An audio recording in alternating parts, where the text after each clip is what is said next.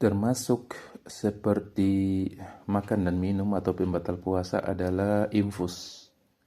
Jadi ini infus, bukannya apenu puasa bi, maka ini tidak batal puasa di infus.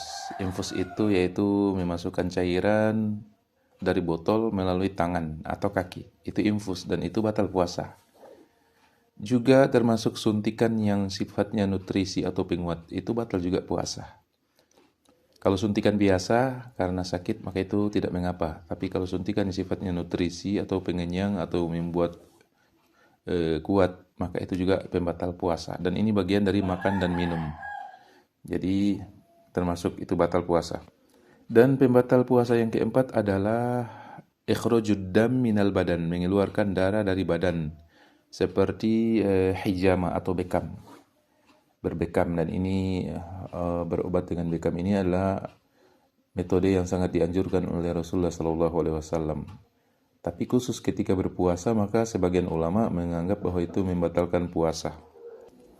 Jadi menurut pendapat atau madhab Hanabilah, hijama atau berbekam ini membatalkan puasa berdasarkan hadis kata Rasulullah SAW, aftarul hajim wal mahjum, berbuka atau batal puasa orang yang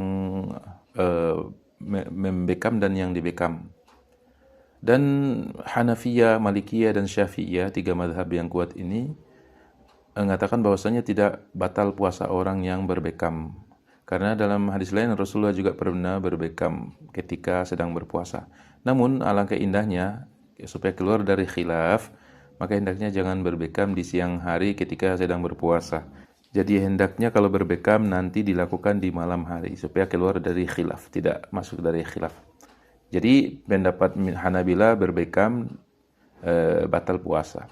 Termasuk juga bersedekah darah atau yang di PMI itu kemudian sedang berpuasa, maka hendaknya jangan, karena ini membawa kepada orang yang akan berbuka.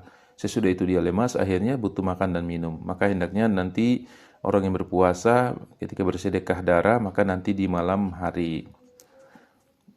Kemudian, adapun darah yang keluar ringan, maka dia tidak batal puasa.